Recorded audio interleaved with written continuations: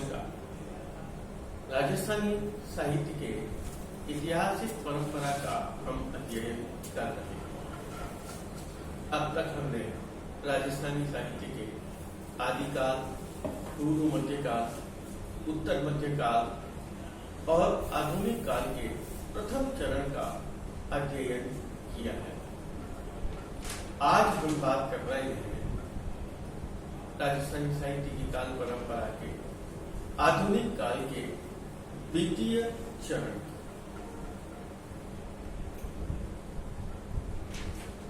द्वितीय चरण सन 1920 से लेकर भारत की स्वतंत्रता प्राप्ति 1947 तक का।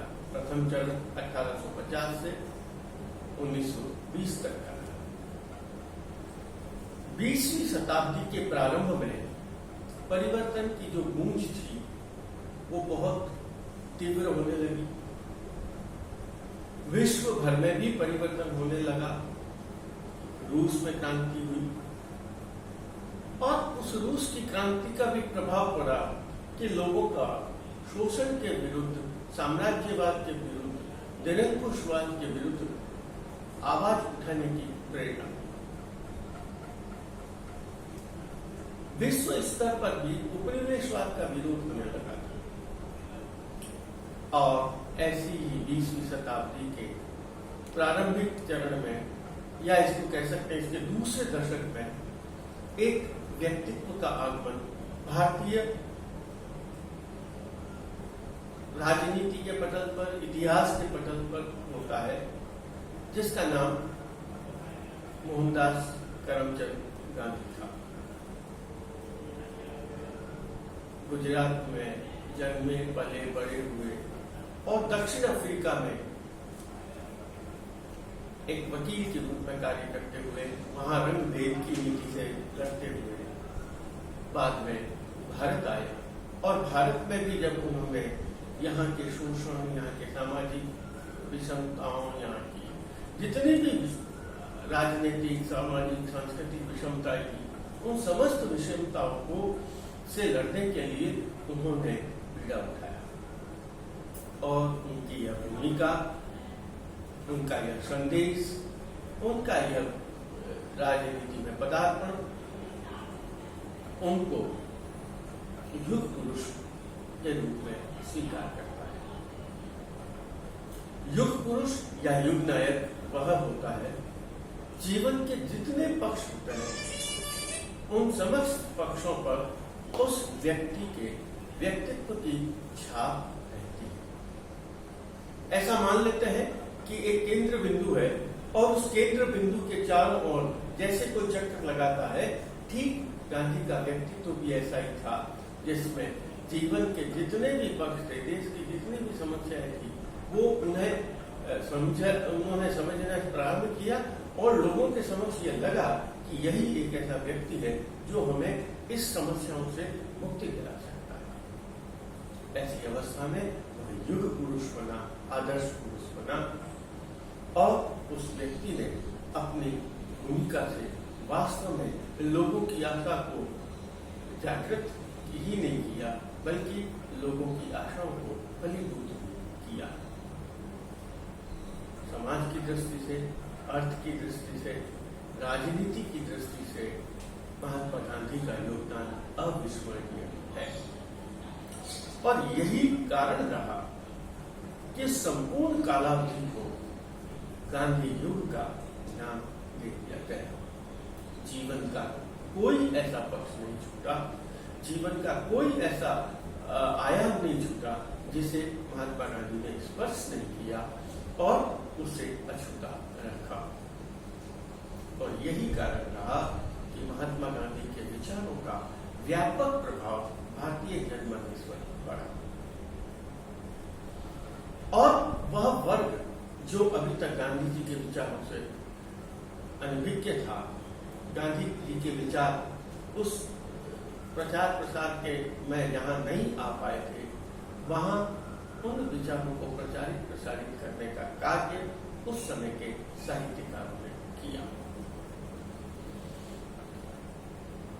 राजस्थानी साहित्य का जब हम अध्ययन करते हैं तब हमें यह ज्ञात होता है कि राजस्थानी साहित्यकारों ने भी महात्मा गांधी के विचार, उनके दर्शन, उनकी सामाजिक दूरदर्शिता, राजनीतिक दूरदर्शिता और अन्य जितने भी विचार है, उन सभी विचारों को प्रचारित प्रसारित करने के लिए साहित्य को आधार बनाया।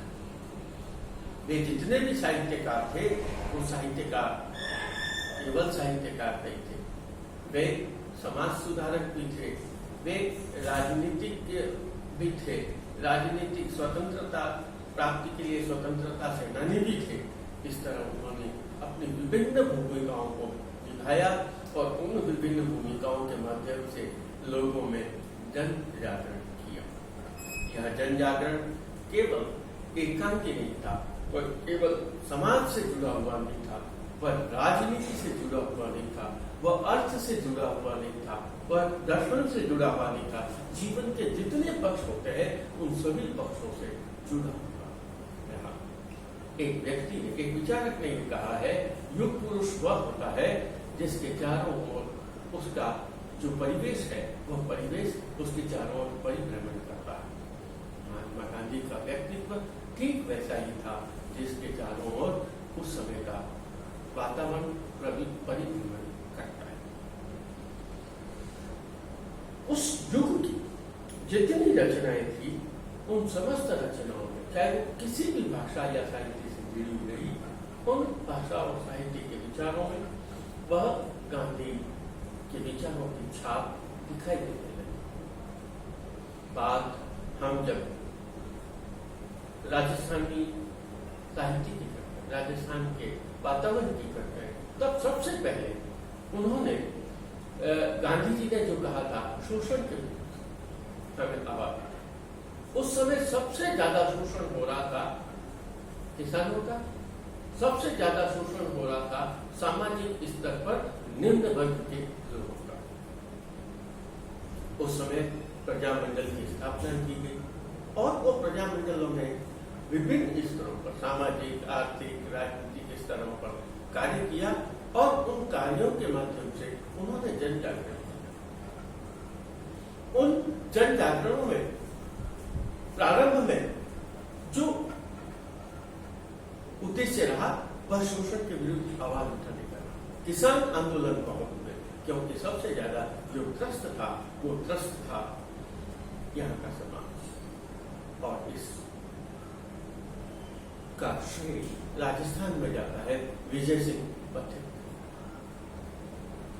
वो विजय सिंह पथिक एक ऐसे व्यक्तित्व के रूप में उभर कर आए, जिन्होंने की बहुत बड़ा कार्य किया। गोप सिंह नाम के ये व्यक्ति उत्तर प्रदेश में थे, लेकिन उन्होंने अपनी कार्यभूमि या अपना कार्यक्षेत्र राजस्थान को बनाया। और विजय सिंह पथिक के व्यक्तित्व ने इतना ज्यादा यहाँ के लोगों को प्रभावित किया कि एक आंदोलन खड़ा हो गया, जैसे किसान आंदोलन था। उस किसान आंदोलन ने अर्थ और समाज का की दृष्टि से विचारों में परिवर्तन लाने का कार्य किया। उस समय के यदि हम जो स्वतंत्रता सेनानी थे, उन स्वतंत्रता सेनानियों को का जब हम अध्ययन करते हैं, तब उन्होंने 3 स्तर पर संघर्ष किया। और वो 3 संघर्ष था, सबसे पहले शोषण के विरुद्ध आवाज उठाना, उसके बाद आवाज उठाना समाज के विरुद्ध, और उसके बाद था अंग्रेजों की विरुद्ध आवाज। वहां वो सामंतशाही का विरोध कर रहे थे, जमींदार प्रथा का विरोध कर रहे थे, यहाँ ठाकुरों के और राजाओं के माध्यम से जो अनाचार, अत्याचार और शोषण हो रहा था, उसका विरोध कर रहे थे। और उस समय यह जितने भी विरोध थे, सबसे बड़ी बात थी, वो सभी विरोध यद्यपि अलग अलग क्षेत्रों में, अलग अलग स्थानों पर हो रहे थे, लेकिन व्यापक रूप से उनके परिपार्श्व में यदि देखा जाए, तो उसके परिपार्श्व में एक ही स्वर दिखाई दे रहा था, और वह स्वर था शोषण के विरुद्ध आवाज। और वह शोषण के विरुद्ध, जैसे मैंने आपको बार बार जिस बात का उल्लेख कर रहा हूं, वह श्रेष्ठ शोषण केवल आर्थिक स्तर पर नहीं था, वह सामाजिक स्तर पर था। इस समाज में जितनी विषमताएं थी, असमानताएं थी, उन सभी विषमताओं को, असमानताओं को जाति के आधार पर, वर्ण के आधार पर, ऊंच नीच के आधार पर, स्त्री और पुरुष के आधार पर जो भेदभाव किया जा रहा था, उस समस्त प्रकार के भेदभाव को मिटाने का जो संदेश महात्मा गांधी ने दिया, वो संदेश को लेकर यहाँ भी संघर्ष होने लगा। और उस संघर्ष का सबसे बड़ा जो पक्ष रहा, वो जैसे कोई लोग कहते हैं कि क्या कारण रहा कि अंग्रेज यहाँ से चले। यहाँ जो आंदोलन हुआ, उससे जो आर्थिक लोगों में जो चेतना आई, लोगों के दिमाग में यह बात आ गई कि ये लोग हमारा शोषण कर रहे हैं, और वही चेतना ने अंग्रेजों के हौसलों को पस्त किया। यद्यपि अंतर्राष्ट्रीय स्तर पर लगातार होने वाले युद्धों ने ब्रिटेन की अर्थव्यवस्था को जर्जरित कर दिया। इतने बड़े साम्राज्य को संभालने के लिए उनकी स्थिति नहीं थी। कुछ लोग कहते हैं इसके लिए भी उन्होंने किया, लेकिन हम यह कह सकते हैं कि यहाँ के जो नेता थे, यहाँ के जो लोग थे, उनमें इतनी जन चेतना आ गई कि उन जन चेतना में कई कारण यह है कि अंग्रेजों की अर्थव्यवस्था को उन्होंने व्यापक रूप से नुकसान पहुंचाया। उस समय यहाँ के जो लोग थे, यहाँ के जो रचनाकार थे, उनमें विजय सिंह पथिक, माणिक्यलाल वर्मा, गैरनारायण व्यास, हीरालाल शास्त्री, गणेश लाल व्यास उस्ताद आदि रहे। इन सभी रचनाकारों, जैसे मैं बार बार कह रहा हूं, 3 स्तर पर संघर्ष था: राजनीतिक, आर्थिक और सामाजिक। और उन्होंने रचनाएं करके भी 3 स्तर पर अपनी भूमिका निभाई: एक राजनेता के रूप में, एक साहित्यकार के रूप में, और तीसरा एक समाज सुधारक। उनकी रचनाओं में ये 3 प्रकार के स्वर सुनाई देते।